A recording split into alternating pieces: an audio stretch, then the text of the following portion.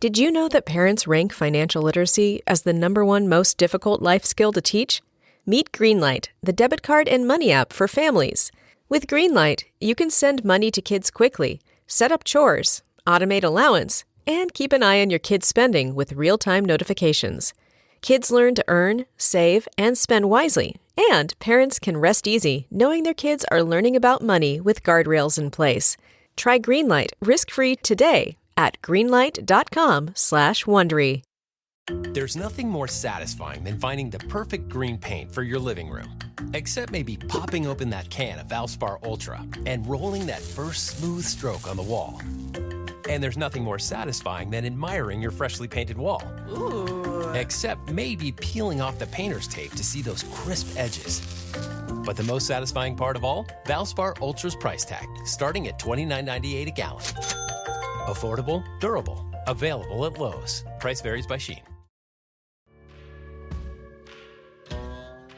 I'm Alice. And I'm Brett. And this is the Prosecutor's Legal Briefs.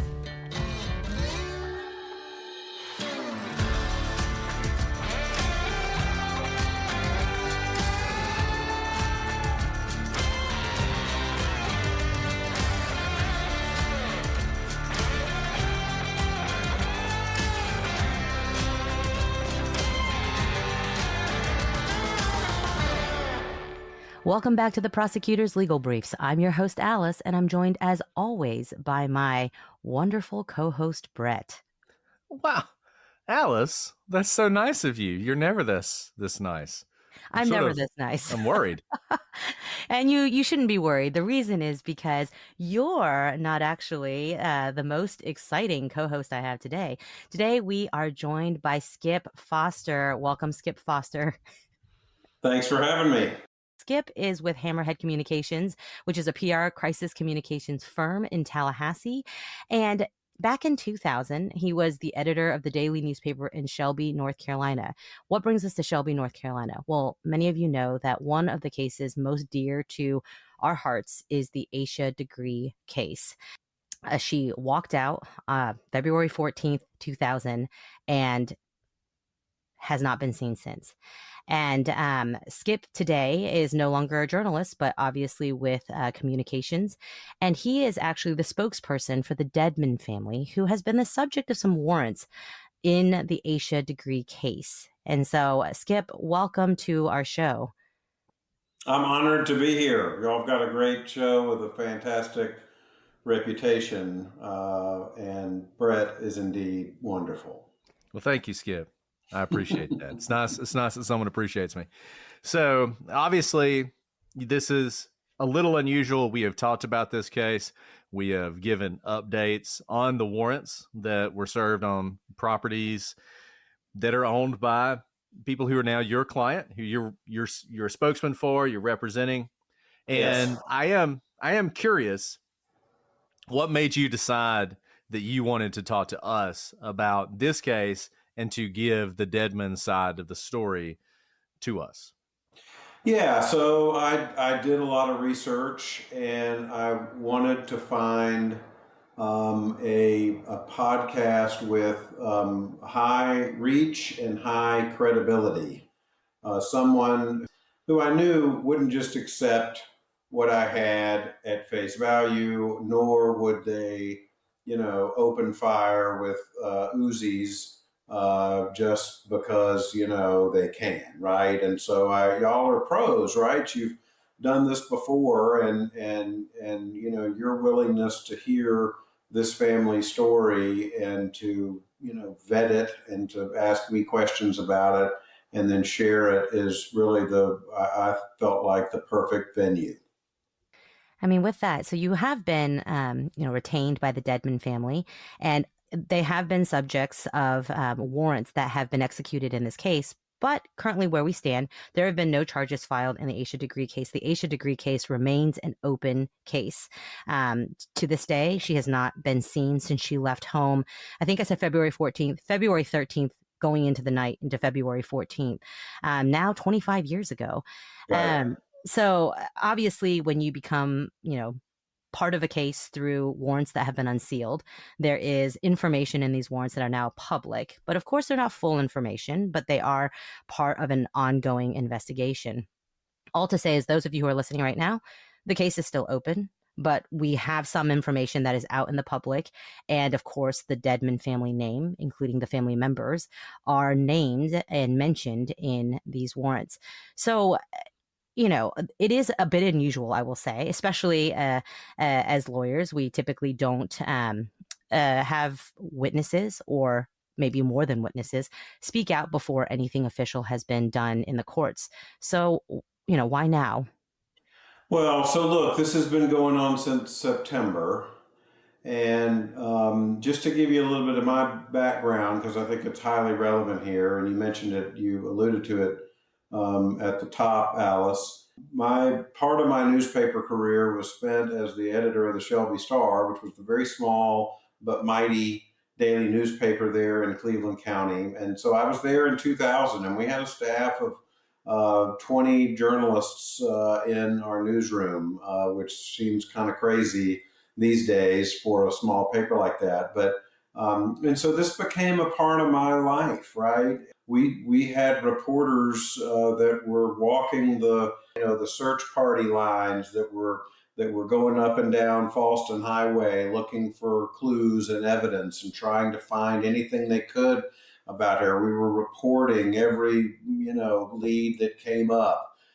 Newspapers are always have that little bit of, hey, maybe we could even beat law enforcement to the punch here and find some big clue. Always, of course, willing to work with them.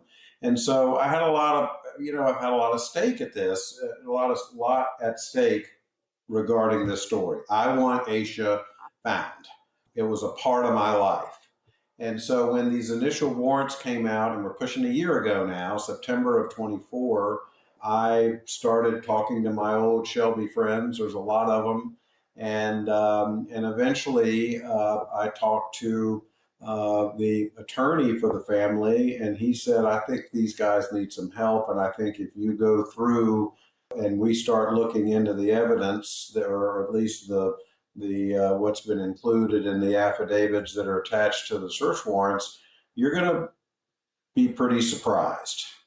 And so that was the beginning of looking at the case, talking to the family, and doing some of my own research. And the result was, I think we've got a problem here, and I think I know what has led us to this, where we are, how we had this problem. And I'm looking forward to your presentation on this, but just to remind people of what was in those affidavits, there have been 2 search warrants, as you said. The first one, I believe, was in September of last year, and then there was another one in February of this year. And as we have said before, you always have an affidavit with those, and they tell a story. Now, it is the story of law enforcement's view of the evidence at the time. It can change. It's often incomplete. It often does change. But it is what they sort of think they're seeing at the time. And what they're doing is they're laying out their probable cause, their reason for thinking they're going to find some relevant evidence at the place to be searched. And so oftentimes you can learn a lot from that. And in those affidavits, I think there are probably, I'll say, 4 categories of evidence that they lay out, and I'm interested to hear you address. So one of them is a vehicle that was owned by the Dedmons. I believe a Rambler, American Motor Company Rambler, which may or may not match a description of a vehicle that Asha Degree was seen being pulled into by one witness. There are some text messages between the family that some people have thought are suspicious. There's an individual who was at a party with one of the Dedmon daughters and claims to have heard her make some incriminating statements. And there's some DNA evidence that may or may not link to the Dedmons and a person who is related to the family. So I think those are sort of the 4 categories of evidence that they point to in the affidavit. Am I forgetting anything? Am I missing anything? No, I think that's about right. Yeah. And then there's some selective inclusion of polygraphs as well. So we'll talk about that. So with that is what the police have put out, and they have called the Dedmon parents. I mean, essentially, there's Roy Lee Dedmon, there's Connie Dedmon, and they are the parents of three daughters: Lizzie Grace Dedmon, Sarah Dedmon, and Anna Lee Dedmon. And in those warrants, the police refer to the parents as suspects, and they mention the girls. So that's sort of the information from that perspective. It's the only story we've heard up to this point. Mm-hmm. And now we're hearing from the Dedmons' perspective and their side of things. So walk us through your view of that evidence, your opinion of that evidence, and whether or not you think it holds up to scrutiny. Right. So at the highest level, this is actually a very a situation that's very similar to one that happens in newsrooms. And there's an old saying, don't let the story get in the way of a good headline, right? Oftentimes in newsrooms, we would get a tip or we would start chasing something. You have to resist the urge as a journalist, and it's not easy, and I have failed at it before, to start to see every fact as matching the theory of the story you're writing, right? And if you really fall head over heels, sometimes you'll start ignoring information that actually doesn't fit the theory, and you'll start including information that doesn't fit the theory either. And so remember, we're talking about in Shelby a highly emotional case, and the 25th anniversary of her disappearance came up in this February. So you had warrants issued in September of 24, early February 25, and really right around the same time as the Valentine's Day anniversary. And so Asha Degree's name recognition is higher than the vice president's in Shelby. Everybody knows who she is. And so that creates a lot of pressure for law enforcement. And I think that's the backdrop of what I want to talk about. So I want to start with the Rambler because the vehicle that is mentioned in these affidavits is really central to law enforcement's theory of the crime. Broadly speaking, the theory is the Rambler, driven by one of the children, struck Asha, and somehow from there, mom and dad helped cover up this hit and run or hit and whatever, right? And so this is the theory of the crime. And so that starts with the Rambler. And you should Google up, dear listeners, the picture of the Rambler that was seized by police, and then you should compare it to the Lincoln Continental that was seen by witnesses. Back to this theory for a second. I'm reading now from item 12 in the search warrants.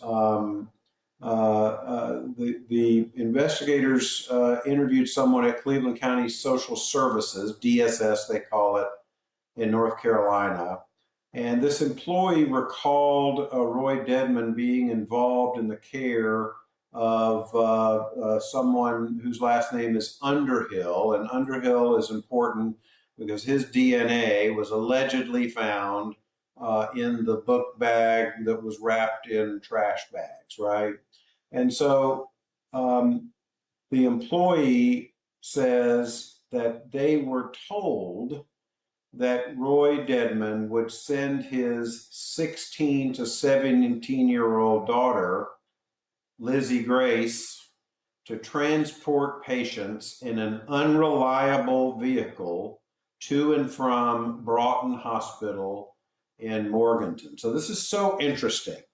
There's a lot going on there. So Broughton is on the way you get from Shelby to Broughton is on Falston Highway, which is where she was both last seen and then a few miles north, a couple years later, where the book bag was found. Old, unreliable car, and then driven by Lizzie Grace. And then what I really want to focus on for listeners is reading this language again. The DSS employee informed investigators that they were told that this happened. So we're really talking about now someone 20 years ago who's unidentified and may have been unidentified by the DSS worker told the DSS worker this, who then told law enforcement this, right? That's a lot of tolds for some pretty sketchy information about, I think it was Lizzie Grace who drove something. That was kind of one of my first kind of, wait a minute now, that's not particularly convincing. And then in item number, finding number, or number 28 in the affidavit, due to the ages of Roy Dedmon and Connie Dedmon's 3 daughters in the year 2000, investigators believe adult assistance from Roy and Connie would have been necessary in the execution and or concealment of the crime. So here is our, right, children in an old dilapidated car, hit Asha, mom and dad helped cover it up. So let's talk about the Rambler. And you've got Lincoln Thunderbird in the affidavit as what the eyewitness saw. A 1970s green Lincoln Thunderbird. You should Google that and compare it to a 1964 AMC Rambler. I would submit to you that what those 2 vehicles have in common is they're old. They don't look alike. They're certainly not very similar, although you should judge that for yourself, but you should really look at those 2 as a comparison. So this Rambler is registered to Dedmon, according to the search warrant. So we get to some interesting discrepancies between the September and February warrants. In the September warrants, and there were a number of warrants for different properties, so it says on February 24, 2000, the ages of the 3 Dedmon children would have been Lizzie Grace Dedmon, 16, Sarah Dedmon Capel, 15, and Anna Lee Dedmon, 13. Let me point out now that the DNA allegedly found, and we'll have a DNA conversation here later, was of the youngest Dedmon, the 13-year-old, right? Okay. So ages are listed as 16, 15, and 13. In the February warrant, there's an item, number 18, that reads, on September 10th, 2024, Sarah, that's the middle child, 15 years old, listed in the September warrant, now we're in the February warrant, Sarah was interviewed at her residence about the case. She said she drove an AMC Rambler when she was 16, given to her by Roy, her dad, in 1999. Sarah was approximately 16 years old when Asha went missing. Approximately 16 years old is also known as 15 years old. So this is confusing. The September warrant says she was 15. The February warrant says she drove a Rambler when 16, given to her in 99. Sarah's birthday is in July. She didn't turn 16 until a half year after Asha's disappearance. So if she was 16 when she got the Rambler, it would have been in late 2000 or 2001. If she had gotten the Rambler in 99, she would have been either 14 or 15. Now, it seems like from the warrant that they're getting that information from her. Is it your contention that the police just got that wrong, that she didn't say she got it 99, or is it just it's been 25 years and she got the date wrong? Well, regardless of what she told them, we know how old she is. So, I mean, if someone asked me, when did you get that first car? Oh, well, I was 16, I think. Maybe I got it before my 16th birthday. I don't really remember. But if you're like putting together a case, you just look up the person's birthday. And you don't say approximately 16 for someone who's 15 and a half, when that's the difference between being old enough to drive and not, right? So that's I don't really get it until we said, has anybody actually checked to see when Roy took possession of this vehicle, when he bought the vehicle? Maybe that will shed some light. And we were floored to discover through public state of North Carolina DOT records and DMV title records that the Rambler was purchased and transferred to Roy Dedmon on March 13th of 2000. And this is, of course, a month after Asha disappeared.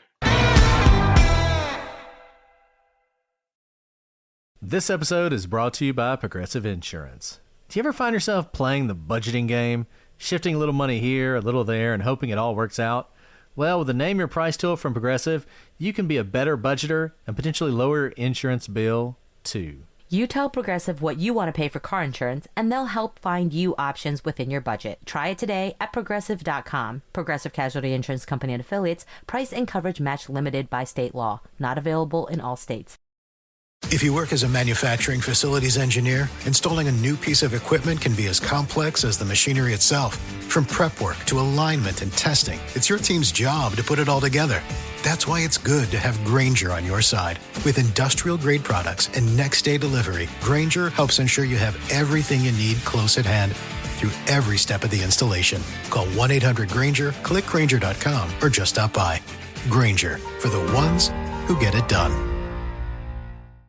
If you're a podcast host, listen up, this one's for you. My name is Allie Jackson. I'm the host of Finding Mr. Height, a dating and relationship podcast that I've been doing for 4 years now, sharing my positive and practical approach to dating that's built on my own life experience. And I wanted to share another experience that I've had, my secret behind monetizing my show. It's called Red Circle, and I was just telling my colleague about how much I love their platform. With Red Circle, not only am I getting a seamless hosting experience, but I also love the support I receive in ad sales. It's not just typical ad sales either. It's targeted opportunities based on my show and my life. And the platform is super simple. You just set your preferences and Red Circle matches you with sponsors that align with your show. You can vet every opportunity and their platform gives you great analytics. More recently too, my Red Circle team has brought me opportunities outside of my podcast on social media to really augment the podcast partnerships, bring them full circle. I just can't recommend them enough. If you want to give it a try, go to redcircle.com to get your free trial. That's redcircle.com for a free trial.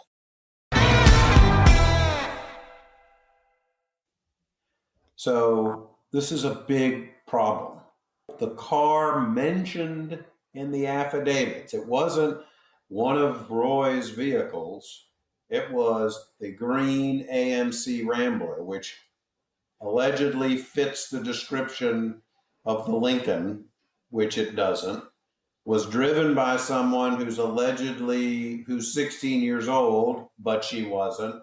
And now the car wasn't even owned by the Dedmons. So this is a big problem. So Skip, the 15, 16-year-old thing, just with our, prosecutor background, that doesn't bother me that much, truthfully, because we know kids. If you start learning driving at 15, I can imagine a 15-year-old driving even a car that they may not, their parents don't give them access to, but they somehow find a way. So that is not as interesting as what you just said, which is that the date of the transfer of the vehicle is a month after Asha's disappearance. Now, what you're talking about, that record, that's news to me. That wasn't in the warrant, and I don't know if law enforcement has access to it or knows about it. That's a title transfer. Is that correct? Now, obviously, we know from car title transfers that it's possible to have possession of a car before you actually transfer the title. Most states have some sort of grace period, 30 days, 60 days, whatnot. Do you happen to know when the Dedmons or Roy took possession of the car, not the date that's, the transfer of the title, but when he actually took possession of that car. Well, so the title itself lists the purchase date. The of course nobody remembers the date they bought a car 25 years ago, but every available public record, both the title application from DMV and the registration information from DOT, show that the transfer happened on the 13th, the application on the 15th, the action date on the 15th, and the purchase date of the vehicle on the 13th.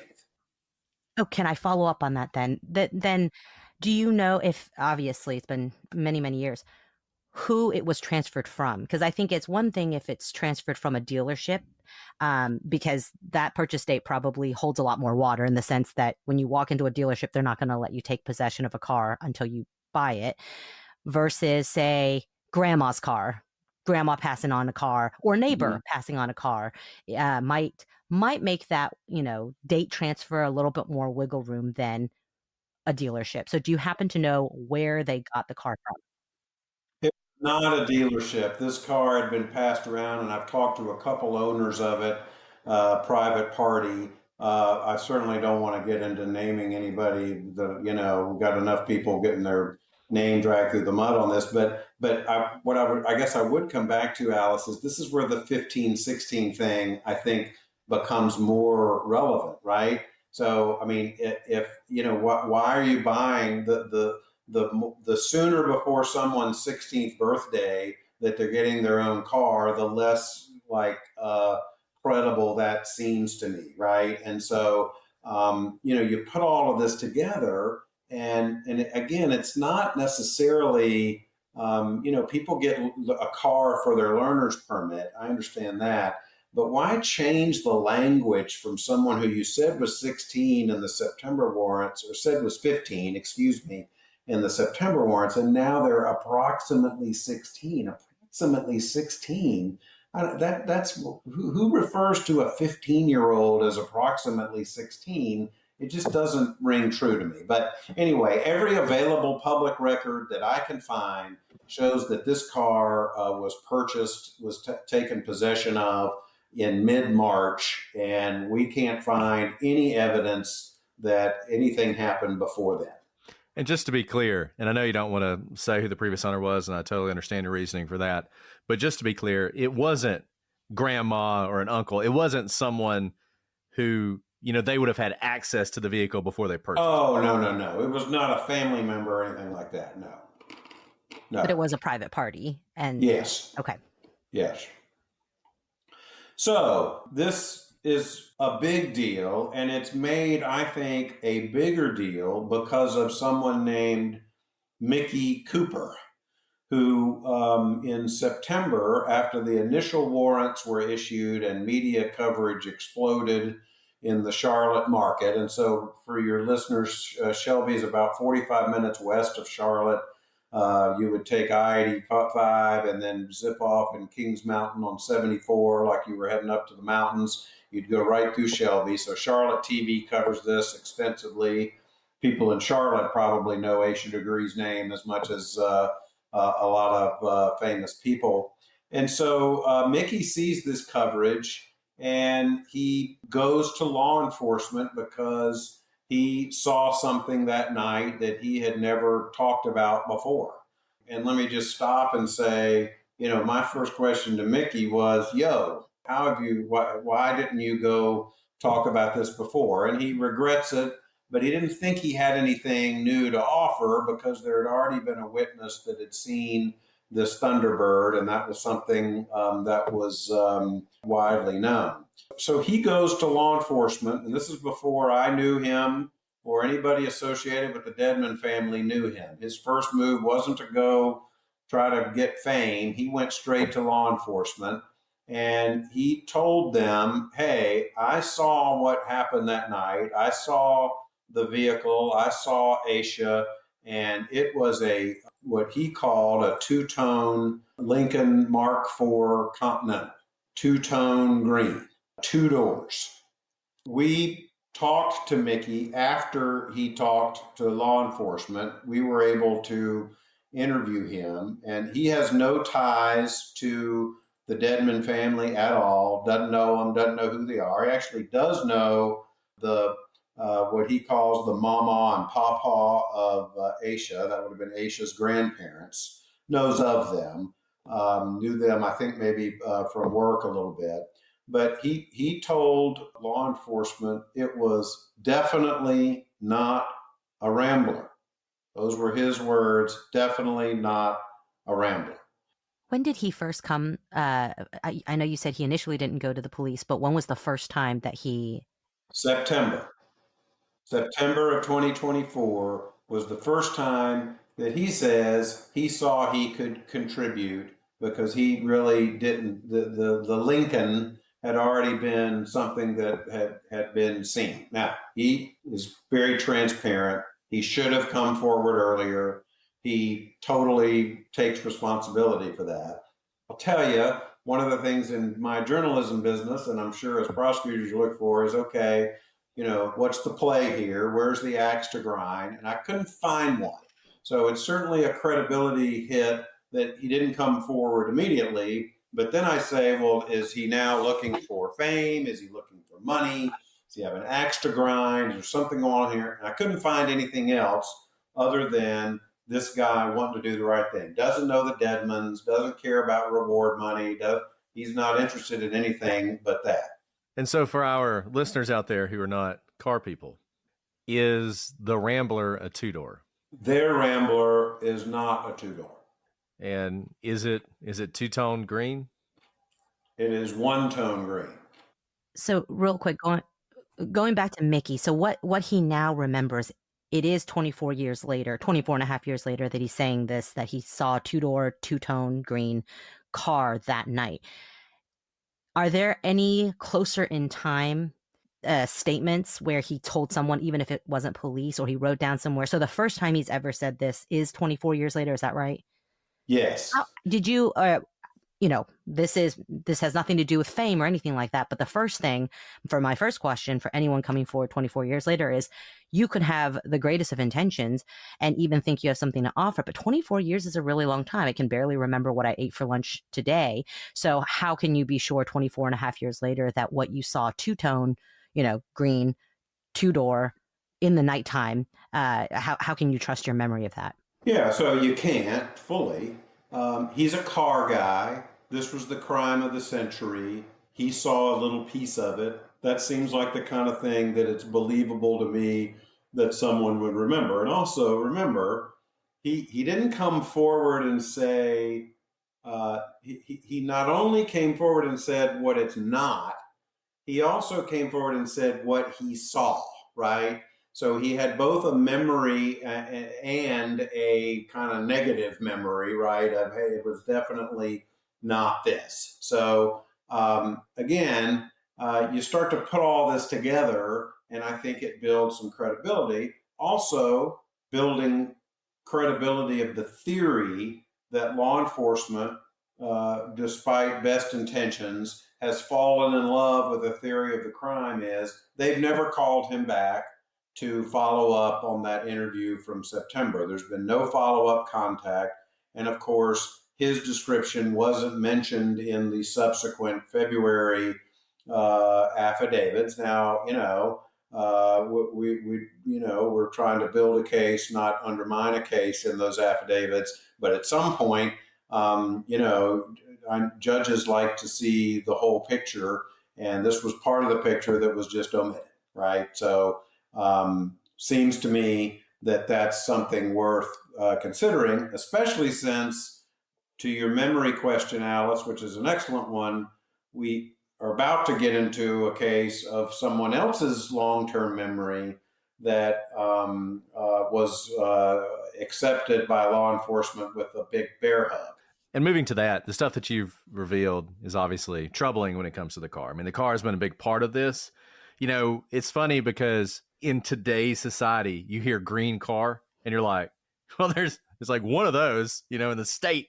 So if you find a green car, that's probably it. seems like maybe 25 years ago, there were still a lot of green cars rolling around, and maybe this one. I actually researched this, and I'll have to go back and find it. This was months ago. I've just remembered it. But it's crazy how many more green cars there were built in that period than there are today. It was like a thing. Well, I think something like all cars are now trending towards the neutrals. Like car companies Right. mostly make white and black cars because I think color's falling away. So I think you're right about that, and I don't think you're misrepresenting anything about this. But for maybe newer listeners who are not as familiar with the legal system and warrants, I just want to note right now that again, charges haven't been filed, and Correct. theories within warrants are put in for not reasonable doubt, but for probable cause in order to investigate cases. So I don't think you've misled anyone in that sense, but there is a story that's being told within a warrant. You don't have to put in fact, one of the lines in all warrants is this is not all the information within an investigation. But you are right. If there's something so contrary, it should be included. So I just wanted to put that out there because I know oftentimes people hear, well, if it's completely wrong, then the police shouldn't have looked down that road. I'm simply making the point that warrants serve a different purpose than, say, an indictment. An indictment hasn't been filed in this case, but a warrant is investigating different leads within it. So the things that you're revealing right now, I agree, would be troubling. Now, what would be more troubling is if then charges flowed from maybe a car that wasn't even owned by the Dedmons at the time. So this is merely an educational point for anyone listening who may not be as familiar with the warrant and the judicial system around criminal cases. And I think the police at this point would say, okay, so maybe the car thing's shaky, but we have a witness who says he heard one of the Dedmon girls essentially confess to this and confirm the theory that you've been laying out there. And I believe that person's name is Thad Mellentine. Do I have that right? That's right. So what do you say to him? Well, so the first we heard of Thad was after the September warrants came out and the reward money got increased at that time, I believe, to $40,000 or $50,000. It's now recently been hiked up to $100,000, and let's put a pin in that and come back to it. So right after the reward money goes up, you have the juxtaposition of Mickey, who is providing evidence contrary to the police theory of the crime. This is not usually how people go after reward money, is saying, hey, I think that your theory of the case there, law enforcement, isn't right, okay? On the other hand, you've got Thad Mellentine, who comes forward with this, I would say it's fair to call it a salacious revelation that at a house party, that one of the Dedmon daughters dramatically exclaimed, I killed Asha Degree. This was Lizzie, the older, and then her sister Sarah came in and told her to shut the F up, right? So I guess my first observation on this, before we get into some of the other information on it, is, that's generally kind of not how people confess to things, right? Is shouting them at house parties. It's not a particularly believable story just in a vacuum, right? And it is also less believable because presumably there were a lot of people at this party. Parties by definition are like, multiple people, and no one's ever heard this before or since, right? So we were able to talk to Thad's wife. And by the way, Thad has, according to public documents, has lived within 15 miles of the Degree home of Shelby, that part of Shelby, for virtually his whole adult life. And so, this case has been kind of in his space because you can't get away from it. There's billboards all over the place doing an age progression of what Asha would look like now. And, you can't escape this case. And so anyway, we talked to his wife, Kelly, and they are separated, but are still co-parenting their children and getting along well. And remarkably, Kelly says that the first time she ever heard about this from Thad, and she says that any of these parties they would have been at together, that the first time she had heard about this thing from Thad was when he told police. Your listeners will have to decide, hey, if I was at a party with my spouse and I heard someone confess to the crime of the century in our community, and we got in the car to drive home, would the topic of conversation be, well, hey, what are we going to stream on next on Netflix? Or do you want to get some ice cream? Or might you share and if you were too drunk to remember, maybe you wake up in the morning and say, yo, you're not going to believe what I heard at the party last night or sometime. But Kelly says that there was never a time between 2004 and 2024 that this was mentioned to her by Thad. The first mention was that Thad, and I'm going to quote from Kelly now, told me, and I interviewed her, told me he was, quote, experiencing some memories and wanted to talk to me about it. He could not remember who else might have been around when the alleged comments were made. Kelly goes on to say, quote, he acknowledged to me that he would have been drunk at the party when the comments were made. He was also very open with police, telling them he drank at these parties and likely would have been intoxicated on the night in question. He told me he felt that he needed to tell police what he was remembering in case it was real. And then this is pretty interesting. Kelly says, I have known Sarah and Lizzie Grace for many years, and I don't believe either one of them could have been involved in Asha Degree's disappearance. I don't believe either of them would keep information from police if they had information to give. I believe Thad has a memory he believes is real, but that is a false memory. She's aware that Thad passed a polygraph, but also believes false memories can escape detection of polygraphs. So Kelly's a smart woman because she's right. And we all know that polygraphs and these warrants are littered with polygraphs, and they're just not reliable. And it's unfortunate that they even are a part of, what we do.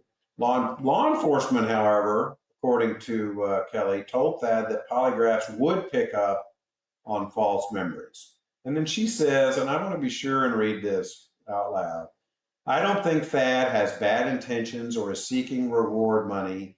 He is distraught about this and is only trying to do what's right. So again, back to if I were a reporter, a journalist, I would say that's a credible person I'm talking to. She's not giving me just one side. She's not throwing him under the bus. She's not defending him at all costs. She's given a real balanced take on what's happening. And then the last thing I want to say is, quote, when police interviewed me, I was surprised that they never asked me if Thad had told me what he believes he heard anytime since 2004. I definitely got the vibe that police had already made up their mind that what Thad was saying was true. So obviously you've not had the opportunity to talk to Thad, but it sounds like, and correct me if I'm misinterpreting what she's saying, that essentially it's not that he had a continuous memory from 2004 that he's been sort of dwelling on for 20 years. It was more that this warrant comes out about the Dedmons, and then suddenly it triggers in him a memory. I don't want to call it a repressed memory, but a memory that he had not had before, where suddenly he remembers this conversation at this party. Is that an accurate description of how she describes what happened? Well, I think that goes a little farther than what she said. Either he had the memory and never told her, or it's what you said. So she doesn't really know when he first had this memory. I don't think that came out in our discussion, is a more accurate way to put it. But the fact remains that throughout their marriage and ongoing co-parenting relationship, he never mentioned it to her until after the warrants came out, and he mentioned it. He said that to police. And put a slightly different way, whether I can't remember if he said it. I think he may have said it, and it was in the warrant. There's mention of it being a false memory. So I guess the question framed a different way is: was it a false memory starting back in 2004, and he never told anyone because he's like, this is probably a false memory, or it might be. And then we reach the 25th anniversary, or close to the 25th anniversary. There's movement in the case. He's like, you know what? Even though I've had a false memory since 2004, I should tell someone, even if it is a false memory, versus no memory, no memory, no memory, search warrant in September of 2024. All of a sudden, I think I'm remembering something. In 2024, it's the first time I'm thinking about this. Is this a false memory, or is this really what happened? And I am just now remembering it. And I lay those two things out. I'm not saying you have the answer to that, but I think that would be interesting to know.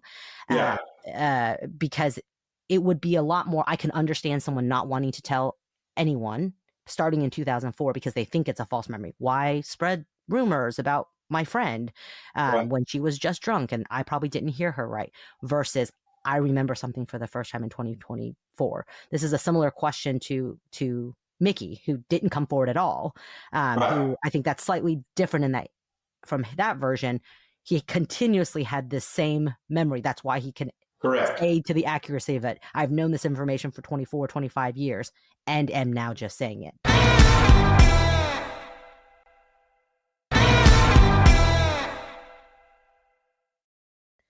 Other questions as to why you would do that. But I think that's something that would go into the analysis of what it is that is saying. I will say, when we covered these warrants back when they were executed, it's always difficult. Eyewitness testimony, this goes to Thad, Mickey, any eyewitness testimony, is honestly always suspect.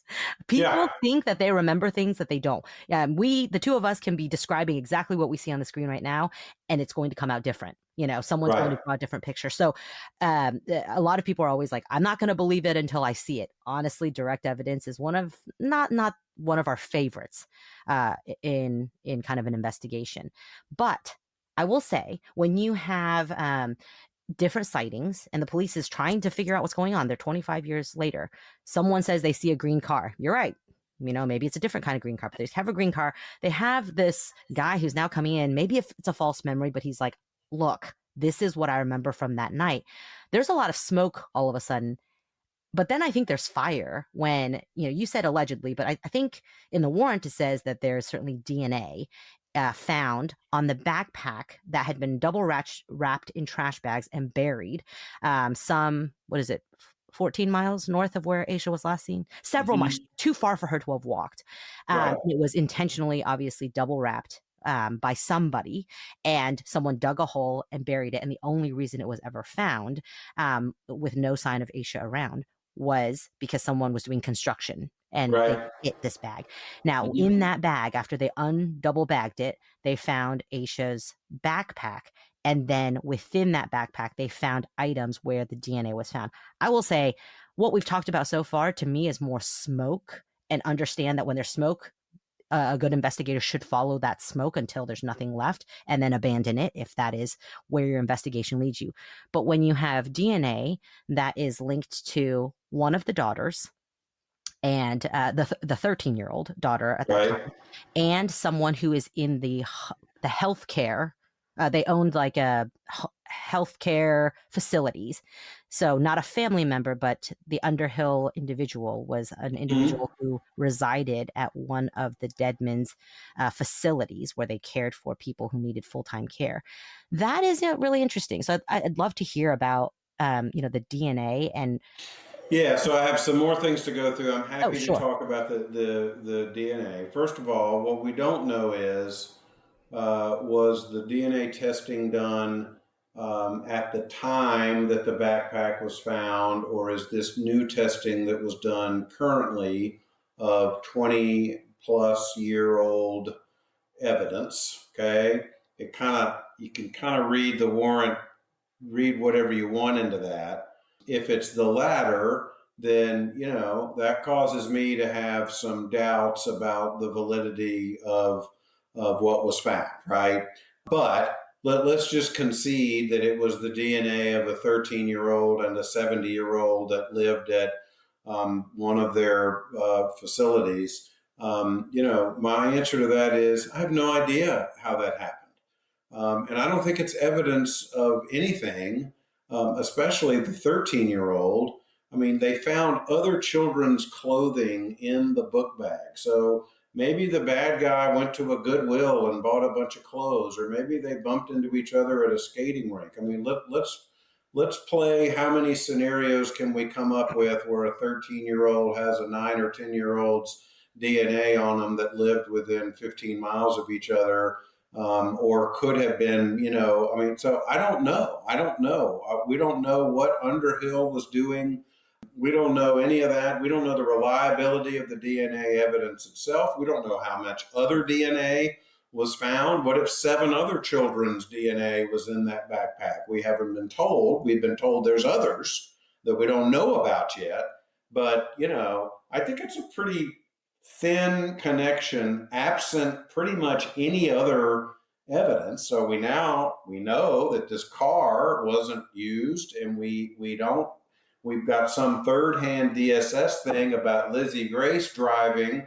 It's Sarah that's driving the Rambler in one thing, but it's the youngest whose DNA was found. So what? They were all, clowns in the Volkswagen kind of thing. So I don't know, Alice. Let me ask this direct question. It was Annalee's DNA. Did Annalee know Asha? No. So none of them did. Would she have had any interaction with Underhill? Annalee. Not that I know of. Annalee. Because I'm just trying to, initially, and you can't speak for him, he's not here.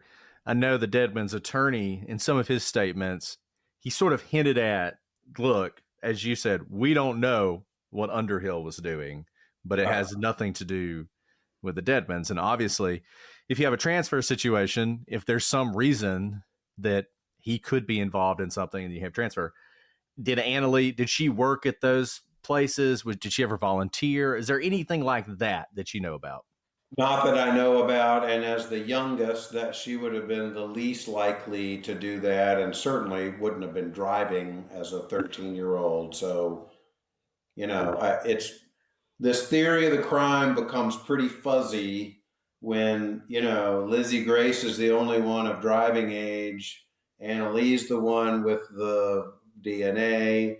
Sarah, who is 15, approximately 16, is the one with the Rambler.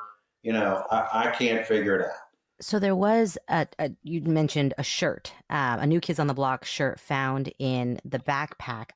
Am I correct that the DNA was found on that shirt? I could be wrong. I thought it was. Let me just ask this. I can't remember if there was a shirt in the backpack and DNA was found, or if it was on the shirt. I can't remember. We can go check that out. Okay. Well, then I'll just ask this question. We don't know the shirt. Nobody I was knows going to say, does Annalee or anyone in the Dedmon family remember that to be their shirt? And no. I don't necessarily mean that they gave it to Asha or had it, but like you said, could they have donated a shirt and it was bought by somebody? Do they remember that shirt at all? They don't have any memory of that. And, that would be a great thing they don't know. They wish they did. And that question actually brings us to some text messages because, as you mentioned, Lizzie is sort of, maybe because of that memory by Thad, she's become the focus of a lot of this. And there was a warrant for her iCloud account. And a lot of text messages were recovered from that. And one of the exchanges was about this shirt. And, that wasn't, I have some of them in front of me. Sarah saying they think it's our shirt. It's not her shirt. Her mom said it wasn't hers. Sarah says, I don't remember that shirt. I'm scared, though. Dad is probably going to be a huge suspect. So obviously they're struggling with this whole shirt thing, but they also say Dad's going to be a huge suspect.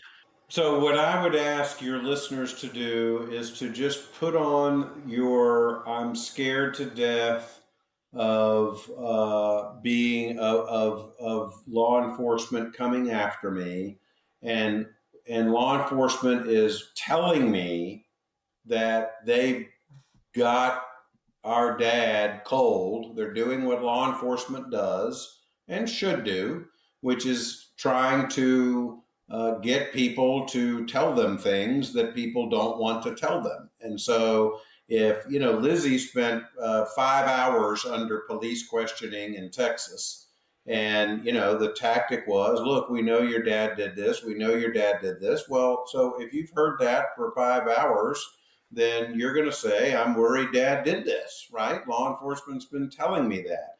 All of those texts, if viewed through the lens of scared daughters who have been, interrogated intensely, particularly Lizzie Grace, if viewed through that, I think all makes sense. And what then was left out, and we went back through their phones, and right when all this was happening, here's some texts that were not included by law enforcement. Sarah, take a deep breath. Everything is going to be okay. We have not done anything wrong. Anna Lee, I know, just stressful. Lizzie, I can't believe this new theory. Like, what the hell? So, look, that's not okay. Those texts are very different from what was included, and they were, sequential, right? They were a part. They were They were a part of these exchanges that were in the affidavit. So, um, I don't think those texts are evidence of anything but frightened sisters worried that their dad is in trouble based on what law enforcement has been telling them. Along those lines, you mentioned that interrogation in Texas, and I think at the end, Lizzie says something along the lines of, if my dad's involved, he's involved, but I didn't have anything to do with it. Mm-hmm. What would you say about that statement? I think it fits exactly what I just said. Hey, Lizzie, he did it. We know he did it. Why don't you just give him up? We've got the evidence, Lizzie. We know. All you got to do is tell us and we'll let you go. But we need to know where your dad hid the body. We've got the evidence, well, okay. If he did it, he did it. But I didn't have anything to do with it. That's a completely plausible explanation for that. And I'm an Occam's razor guy, right? In the absence of everything else, the simplest explanation is true. And I actually think that's the simplest explanation for this whole exchange. Not, oh, well, yeah, somehow I know dad did it. It's not, it's not what she believes, and it's not what she meant when she said that. And obviously, a lot of searches have been executed in this case of a lot of different properties. Are you aware of anything that's been found as a result of those searches? No, I'm not. So they've seized a lot of stuff, and there was nothing that was seized in the September warrant that was mentioned in the February warrant. Nothing has been released. So there's been nothing new. A couple things back to polygraphs that they did omit. And this is remarkable to me. And you can tell I'm not a polygraph guy, but if we're going to use them, let's be consistent, right? So law enforcement polygraphed Sarah right after they told her about the drunken party confession. And what law enforcement told Sarah after that polygraph was that she had passed it with no deception. Okay. So this is the person that at the drunken party heard her sister confess to the crime and said, shut the F up. This is the person who had the Rambler, and she passed. Also, Connie Dedmon was polygraphed by law enforcement. This is the mom. This is the suspect, as she's called in the warrant. And she also passed. So there are a lot of polygraphs in here. those two were not included in what was mentioned. And again, I don't want to, this is not Keystone Cops. I know exactly what these guys and gals in law enforcement are going through. I've been through it before. The pressure, the urgency to solve a case, and you just get blinders that you shouldn't have, and nobody thinks to go back and check the registration and the title stuff. Oh, well, it's his car, and it's an old car, and it fits what we're doing. And so I get it. I'm not, this isn't about humiliating these guys. But if you've read Reddit, the Asha Degree Reddit thread, the Dedmons have been convicted by the kind of true crime community, by people in Shelby. And they finally have authorized me to speak out. I've been, wanting to do this for a while, but they got a lot of fear. The state is powerful, and they fear retribution. And I understand that fear. They fear that if law enforcement doesn't keep coming after them, maybe the state will come after their livelihood, right? They're worried about these things. And it's a shame, because this is super thin evidence. And if you take the Rambler away, we've got a kid's DNA and a resident in a rest home, and that's really it. And that's not evidence of anything. So I have a lot of empathy for them. Look, maybe law enforcement's sitting on some mountain of stuff, that we don't know about, but I don't know what it could be. And I think these folks, I'm glad you are allowing their side of the story to be told. I think they deserve it. Thanks, Skip. I mean, I will say this. You're right. This investigation appears to be ongoing. There have been no arrests made. There have been lots of warrants in this case. And we don't know how these two warrants and the Dedmons fit into the investigation. But I completely agree with you that armchair detectives online who are jumping to conclusions, who don't know the mountain of evidence and how everything falls in, has led to a very disturbing culture of witness intimidation, of like you said, online doxing or ruining people's lives. When the police need warrants in the investigation, it's a very powerful tool that police have, and we want them to have in order to be able to investigate. That is a separate thing from whether online warriors, armchair warriors, get to make their own indictments. That is very, very disturbing. The court of law needs to work through the judicial process. And I will say, having read these warrants, they don't give me pause in terms of the police are trying to do their job. There are lots of warrants that they're doing. But the second part that you said, that the Dedmons are facing, online convictions, rule by mob, that is very, very concerning, and something we constantly warn true crime listeners away from. Of course, we all want justice, but justice is not jumping to conclusions about, convictions without the court of law. And I'll say this, ordinarily, I would be hesitant to even have this conversation in an ongoing investigation like this. But law enforcement did make a conscious decision to release these warrants. I mean, they made this very public. Doesn't seem like they made any effort to seal these. They named the Dedmons as suspects. So I certainly understand why the Dedmons would want to have their side of the story out there, because law enforcement certainly presented their side of the story and done it in a very public way. And if they are not involved, then yeah, I mean, the collateral consequences are significant. So I can certainly understand why they want to speak out about this and why they want you to do that. Let me ask you this. I mean, I don't want to go through all the text messages because you're not the one who sent them, and I don't think you could necessarily explain what somebody meant in every single one of them. But one of the things, sort of the through line for this, that I think a lot of people saw, is it seemed like the sisters were talking and often saying things about their father. I want to protect him, but we got to live our lives. He's going to be a huge suspect, all that sort of stuff. As we sit here today, would you say that the Dedmon family is united on this?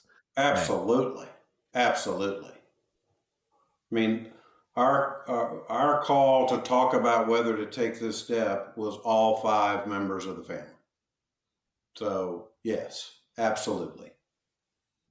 The not sealed warrants and warrants or the affidavits. And just for everyone to know, usually those are sealed when there's an ongoing investigation. So to have it unsealed is actually a step that you have to go to the court to unseal it. This was not that I've been told, a docketing error, because if it were a docketing error, you can fix it immediately and it remains unsealed. So that's why we know that. Oh yeah, and there were a truckload of warrants. I mean, and they had warrants at 5 or 6 different places. And this reward money has gone up now, which glass half full. If you're the Dedmons, is they don't have it, and they're trying to drive people to remember, things, and the glass half empty is they're trying to, push the ball over the goal line. But I mean, look, I don't like those rewards going up. I mean, look, anyway, I think I worry about, one of the reasons we wanted to get out is because I don't want someone, especially with all these details now. I mean, you can come up with a memory, and you got enough details and it's why I think Mickey is so much more credible than Melantine. He's providing a counter narrative, right? He's not going to see any reward money. He's getting them farther away from solving the crime. He went straight to police. He didn't go to the media. He didn't come to the Dedmon's attorney. We just literally bumped into him outside the courthouse, or we would have never even known he did it, that he'd made this statement, right? Anyway, I really appreciate y'all's time, and this was just how I hoped it would be: good, tough, fair questions, and but also a chance to to provide on the other side of the story, which I think is hopefully compelling to your listeners. And I'll say this, Skip, one of the reasons we were willing to have this conversation is you've been following this case for a long time. And I think one thing that all of us can agree on is we want it solved. We want Asha Degree to be found, but we want the truth to be out there. Absolutely. We don't want it to be corrupted in any way. Yeah, I would never do anything that I thought was hurting the chance of finding out what happened, right? That's my number one priority. I believe that's what I'm doing now. Is it possible I'm wrong? Sure. But I don't think so. I'm very confident that this family had nothing to do with this, and that we need to get back to finding out what happened to her. And I want to encourage law enforcement to not make the mistake I've made as a journalist, which is to fall in love with a theory or a story when not necessarily all the facts matched it. So I hope that happens. Well, Skip, thank you for coming on and taking our questions as well. Like you said, we appreciate you coming on, telling the Dedmon side of the story. Is there anything else you'd like to add before we sign off for the day? No, other than just, I appreciate what you said about the keyboard warriors. Some of the language it's really frightening. And of course, that's like welcome to the rest of the world too. But, have an open mind and don't be so quick to judge. So that's all I would say. I appreciate what y'all did. Well, thank you for that, I think, very, very important reminder, because we want people to be able to come forward in all investigations, of course, in Asha's case, but in all investigations. And when we lose the ability to come forward because people are afraid of, keyboard warriors, of facing, an online mob, that can be very troubling for law enforcement's ability to solve these types of cases. So thank you, Skip, for spending time with us today. And Brett, is there anything else you'd like to add before we sign off? No, just if you do have information, remember there is a reward, but if you have information, make sure you contact law enforcement. If for whatever reason you don't want to talk to law enforcement, you can always talk to us. If you have this information, we have 2 people who come forward 25 years later who may have information in this case. So, as we often say, there are people out there who probably know something and don't even realize they know it. So please, you can always share it. You can always get it vetted. Maybe you hold the key to solving the case. Right. Well, guys, this is a case that we are invested in. Asha Degree, it's been 25 years, and we truly hope that the family gets answers soon. But until next time, I'm Alice. And I'm Brett.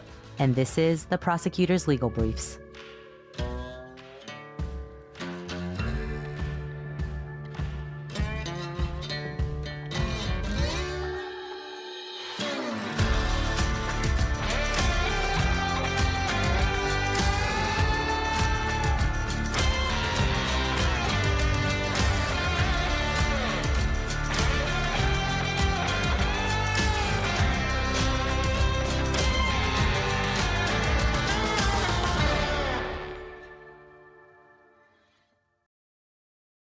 This summer, Pluto TV is exploding with thousands of free movies. Summer of Cinema is here. Feel the explosive action all summer long with movies like Gladiator, Mission Impossible, Beverly Hills Cop, Good Burger, and Transformers: Dark of the Moon. Bring the action with you and stream for free from all your favorite devices. Pluto TV. Stream now. Pay never.